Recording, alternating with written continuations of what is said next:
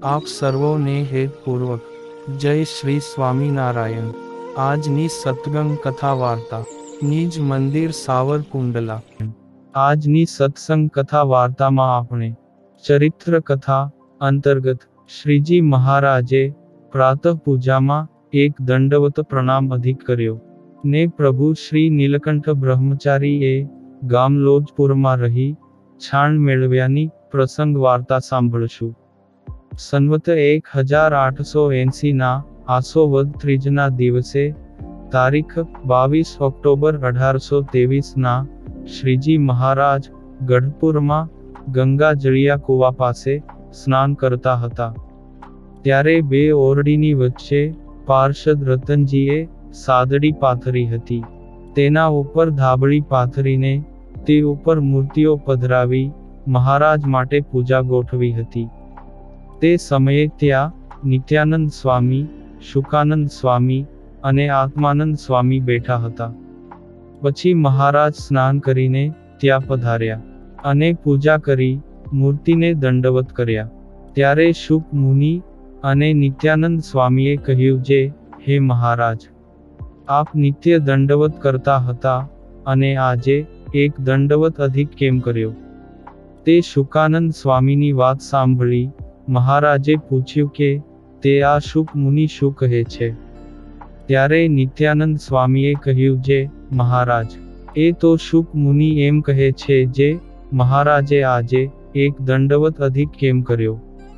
ત્યારે મહારાજે કહ્યું જે, લ્યો એની વાત કરું જે આજે અલૈયા ખાચરને અમે જોવા ગયા હતા। તે એને જેવું દુઃખ થયું તેવું તો કોઈનું દુઃખ અમે બાળ્યું નથી। સંતો ભક્તોનો અભાવ અવગુણ આવવાથી અલૈયા ખાચરને આંતરિક દુઃખ ખૂબ આવ્યું છે। પછી તે અનુસંધાને પ્રભુ શ્રી હરિ કહે છે કે નિત્ય પ્રત્યે તો અમે શ્રી કૃષ્ણ ભગવાનને નમસ્કાર કરી એમ કહેતા જે, હે મહારાજ, આ દેહાદિકને વિશે અહમ મમત્વ હોય તેને તમે ટાળજો।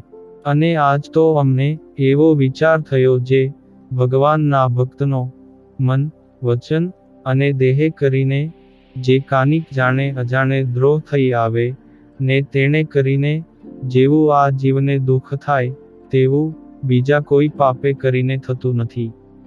માટે જાણે અજાણે મન, વચન કે દેહે કરીને જે કાની ભગવાનના ભક્તનો દ્રોહ બની આવ્યો હોય તેનો દોષ નિવારણ કરાવ્યા સારું અમે એક દંડવત પ્રણામ અધિક કર્યો।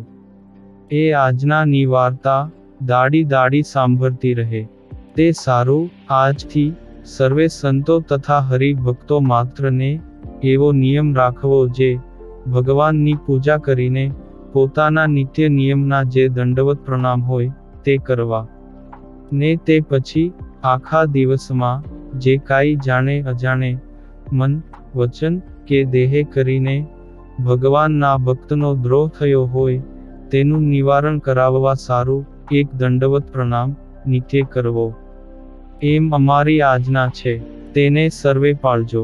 વળી શ્રી હરિ ચરિત્રામૃત સાગરમાં આધારાનંદ સ્વામીએ એમ નોંધ્યું છે કે મહારાજ દરરોજ પૂજામાં 5 દંડવત કરતા ને એ પછી એ દિવસે એક અધિક વધાર્યો એટલે કાયમ 6 દંડવત કરતા હતા।